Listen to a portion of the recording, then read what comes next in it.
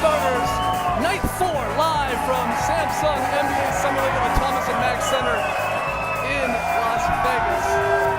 Wow. Wow. Can you tell the Lakers just won? It's bonkers right now. They are absolutely pumped. Thanks for joining us. I'm J.E. Skeets, and alongside me, it's the international man of mystery, taking it to the next Leo's friend. Yeah, I think you said friend. I don't know. Two of us running the two-man pick and roll here today. Who's Stockton? Who's Malone? Me. You. Well, who's what? I can't hear. Okay. I'll be Karl Malone. I have better voice stuff like that. Unbelievable stuff. Look, Summer League took a little bit of a back seat today, guys, because the NBA world learned that Spurs forward Tim Duncan is officially retiring after a career that spanned 19 seasons. Duncan leaves behind a unbelievable legacy of accomplishments: 5 NBA titles, 2 MVPs, 3 NBA Finals MVPs, 15 All-Star Game appearances, and 17 All-NBA nods. And 1 million triple extra large shirts, but we'll get to that a little bit later in the show. I want to know though, were you surprised by today's announcement? Yes, I was, because he opted into his contract not too long ago, and I thought he was going to give it one more year because they had the best record of his entire career this year, going 67 and 15. And remember, they took the first game off the Oklahoma City Thunder, and I thought perhaps he felt they were close to winning a championship, and we've seen in the past when he does come close, he likes to come back and have a pretty good response the next season. So I was surprised, but a few people around as well who cover the team have said he loves this. Even after all these years, all these flights, all this travel, he still loves the NBA. So I thought, yes, he was going to give it one more season. Yeah, I'm sort of torn on this one. On one hand, I'm surprised because I thought he was a robot. I honestly thought Tim Duncan was a robot. And we had an April Fool's Day show where we were in the year 2036, and part of one of the jokes, which wasn't even really a joke, was that Duncan was still playing because he was a robot. But I'm maybe not surprised as much when you, and this might be 2020 now that he has officially retired, you look back to the Western Conference semi-series against the Thunder. That's right. It's about time. Show the man some respect. You remember this? This is Game 6. Yeah. The Spurs are getting blown out, and Pop has that little conversation with TD, and they say, hey, you want to go in there? You want to play? He goes, he plays the entire fourth quarter. He nearly brings them back, and then he throws up the little goodbye. And for that, that's a lot of emotion for Tim Duncan. So that, again, maybe it's me looking back, but maybe the writing was on the wall there. The signs there. were probably there. The signs were absolutely there. It is sort of funny, though. You know, no news conference, no Players Tribune article, nothing. And the internet had a lot of fun with that as well. The fact that it was just such a Tim Duncan-like way of going out, really just like, that's it, he's done. The Spurs are going to have a news conference tomorrow, and Tim Duncan's not going to be there. What else has he got on, do you think? I don't know. He's busy. He's busy.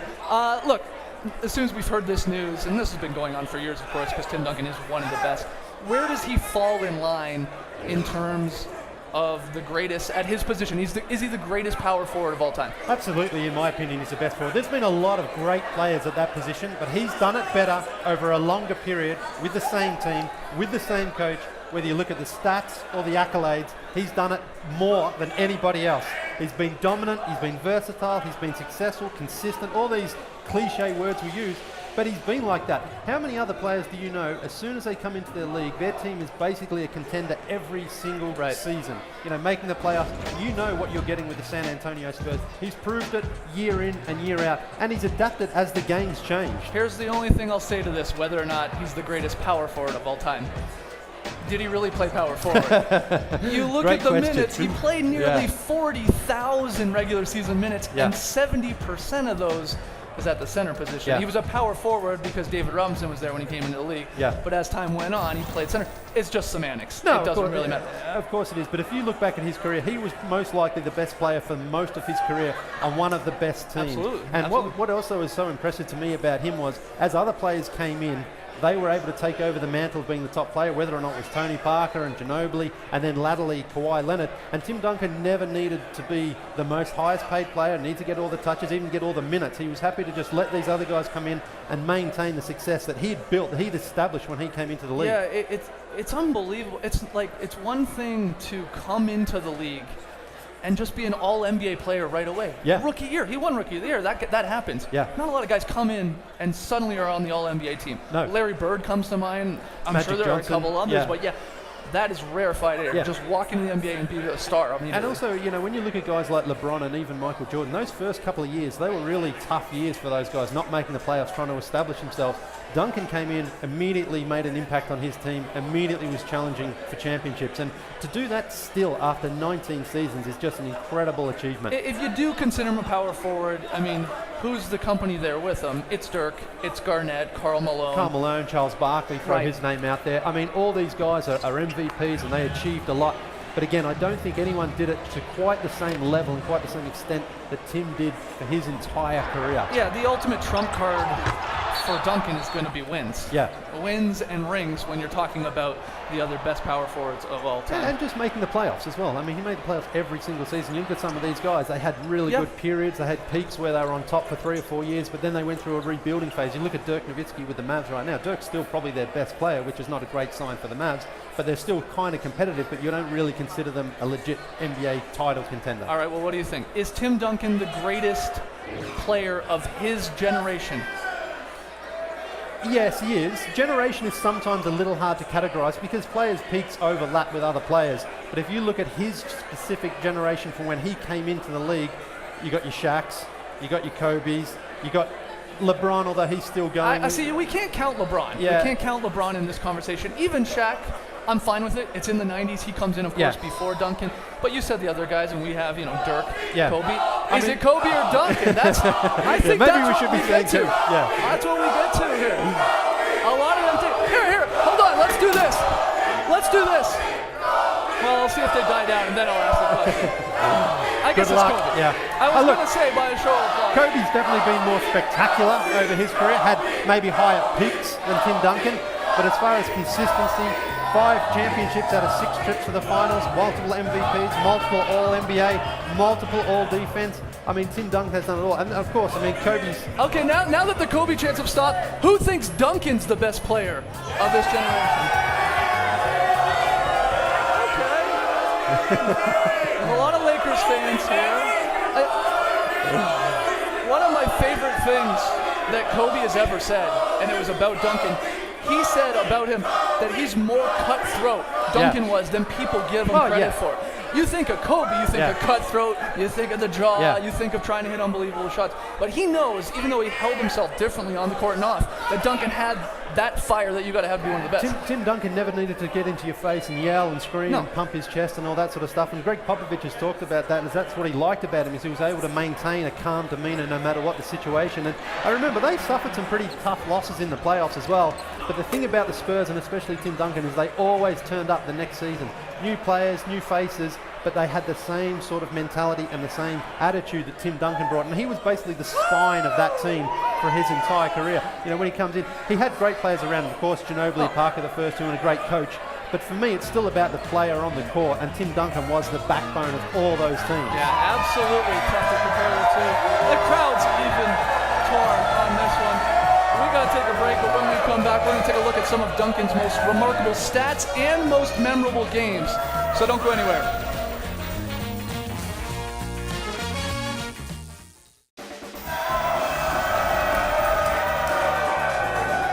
Welcome back to the starters. Oh, Wow. That's interesting. Night 4 here at Samsung NBA Summer League. We're going to wrestle later. Karl Malone wrestled. We were talking about him earlier. It makes sense. This is the loudest crowd we've had so far at Summer League. Not a coincidence came after a Lakers win. Yeah, that helps. The Lakers win absolutely helps. All right, look. With Tim Duncan officially retiring today, the many NBA athletes took to social media to share their thoughts and share their respects, really, about Duncan. We got LeBron James tweeting, "Timmy D, you know how I feel about you, what you did for me and for the entire NBA. Thank you for an amazing career. Hashtag best power forward ever. Hashtag legend." Chris Paul tweeted this very cool picture collage with the following caption, "Looked up to you as a kid, as a young man, and even more so now as a man. Hashtag thanks, Chief," and a couple other. That is amazing stuff. Spurs teammate Manu Ginobili tweeting, "Even though I knew it was coming, I'm still moved by the news. What a huge honor to have played with him for 14 seasons. Hashtag thank you, TD." That hashtag was going around today. Dirk Nowitzki kept it simple. "Timmy D, say it ain't so. Greatest power forward ever." And Clippers forward Blake Griffin tweeting with a photo, congrats to the best power forward to ever play the game. It was truly an honor. Winner above all else.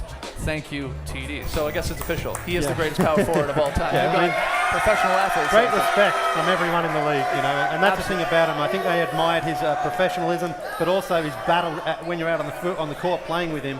You knew you were in for a tough fight. So we've already talked about where he falls in terms of is he the greatest power forward of all time, and where is he in this generation, really all time even. Let's get a little specific here with Tim Duncan. I want to know what's your favorite Tim Duncan game. You can go anywhere with this. Yeah, well, I'm actually going back to Game 6 of the 2013 finals against Miami.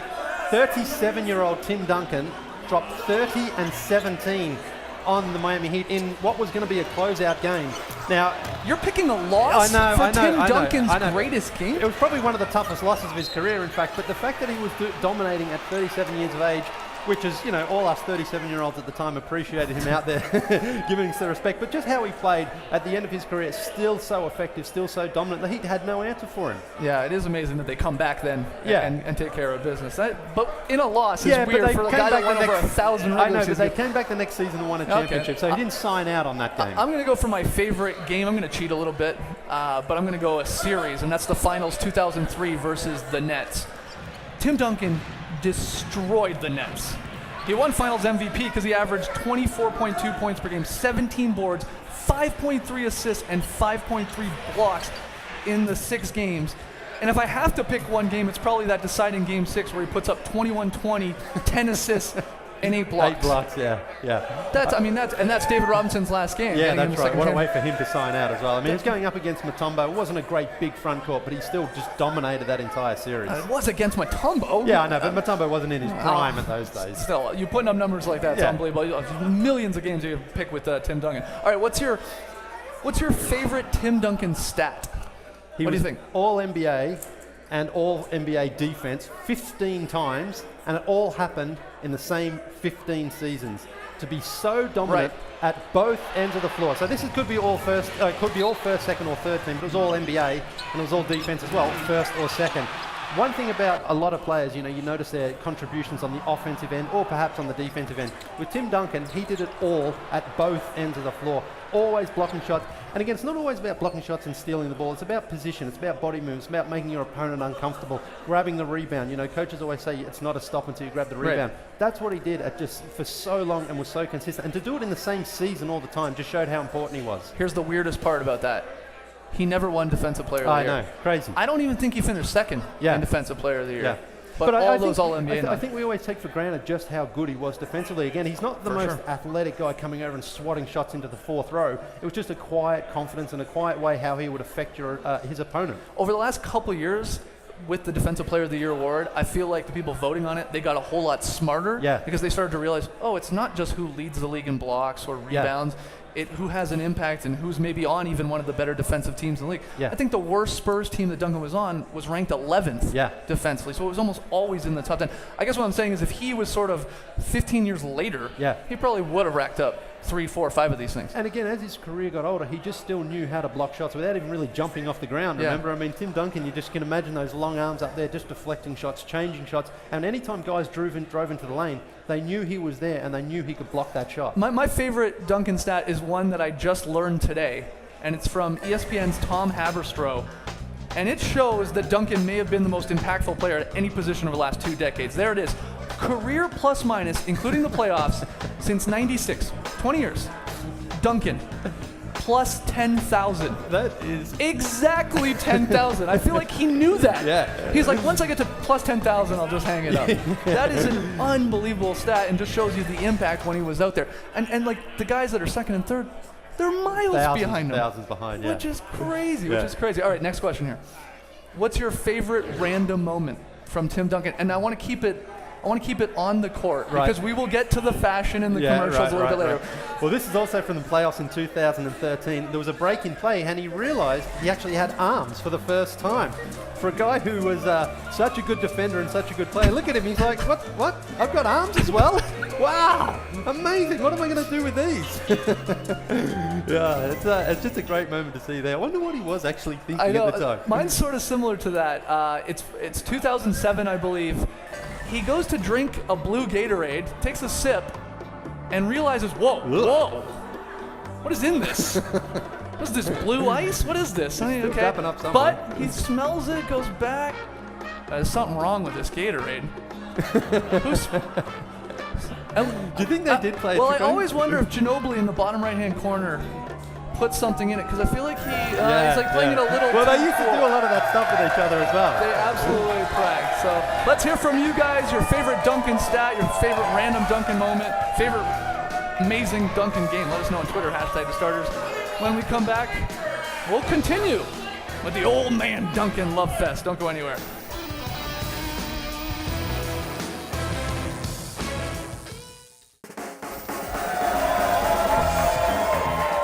Welcome back to the starters. Hope you caught this earlier. Look at this creepy kid behind Lee. What is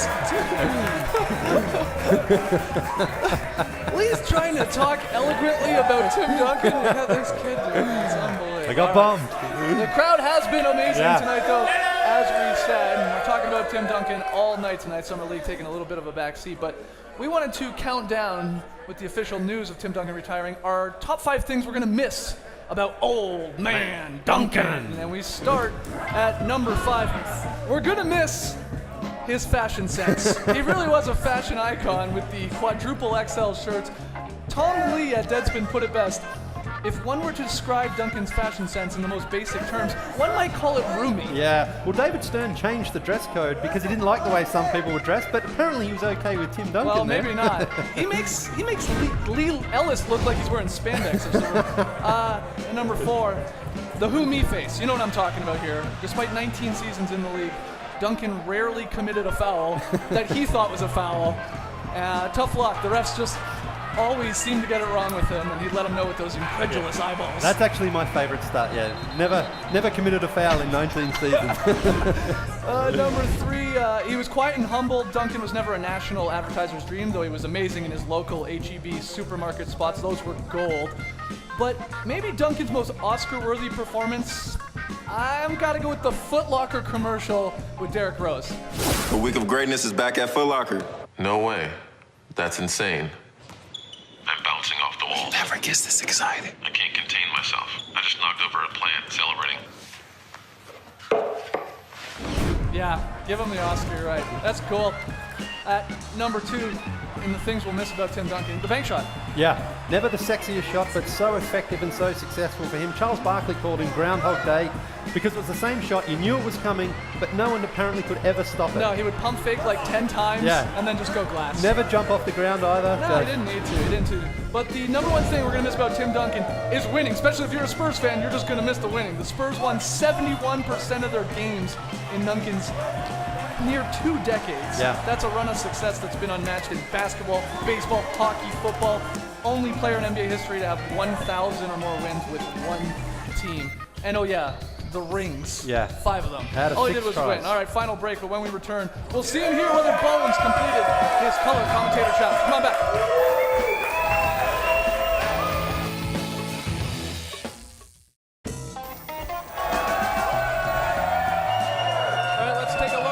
Samsung NBA Summer League upcoming schedule. See your NBA TV games there a little earlier than we have been here in Vegas.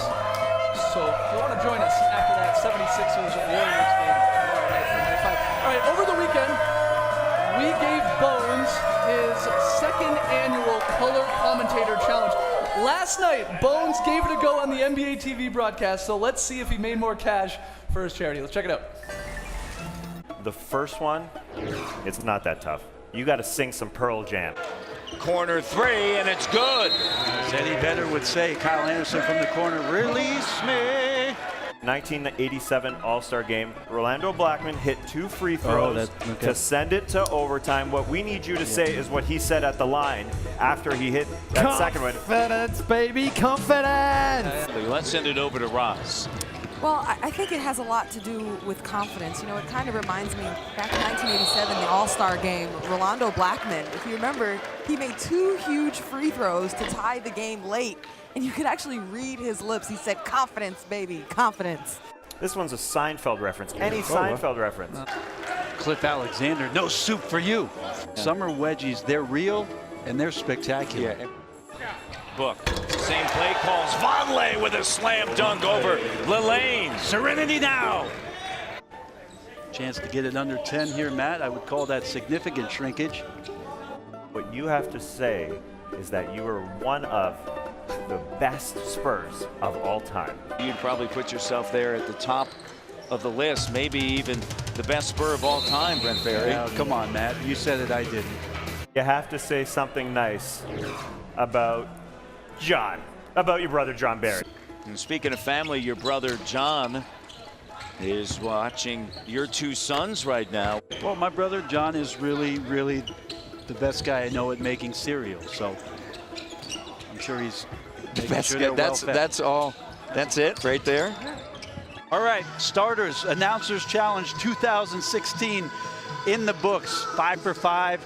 A few extra Seinfeld references in there. Hope you guys got all those. Clip them together. And to the little Taquito, the Kirby family, wanted to say congratulations. Lee, thank you also for the Surfrider Foundation donation. Matt? Ada, looks like we got ourselves a name. Wow, let's give it up for Bones. Yeah. He done did it. He got some help. Yeah, he got he some did. help. Devlin and Ross helping him out. Good stuff, Bones. That was a lot of fun. All right, guys, that's it for us tonight. But before we sign off, the Spurs paid tribute to Duncan today the best way you possibly could. No words.